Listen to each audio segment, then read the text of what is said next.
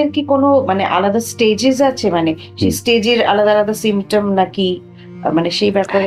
Stage অনুযায়ী আমাদের clinical classification ছাড়াও যদি পেশেন্টদেরকে বোঝাতে সহজভাবে আমি বলি তাহলে 4টে রকমভাবে ভাগ করা যায়। ইনিশিয়ালি সিমটম বা স্টেজ 1-এ আমরা পায়ে ব্যথা বা কিছু ক্ষেত্রে শিরা ফোলা ভাবটা দেখতে পাই। আর স্টেজ 2-এর ক্ষেত্রে দেখা যায় ব্যথাটা একটুখানি দাঁড়িয়ে থাকলেই হচ্ছে, মানে ব্যথার পরিমাণটা অনেকটা বেড়ে যায়।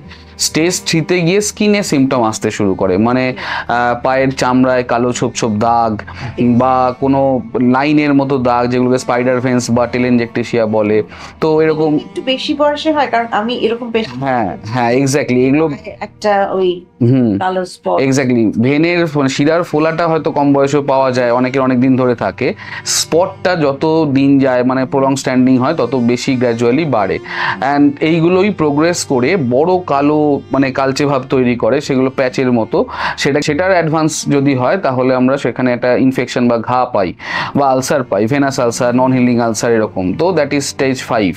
সো মানে ইনিশিয়াল মানে এরকম ভাবে 5 ভাগে আমরা সিমটমগুলোকে ভাগ করি, যার শেষের দিকটায় গিয়ে ঘা হয়ে দাঁড়ায় আর কি।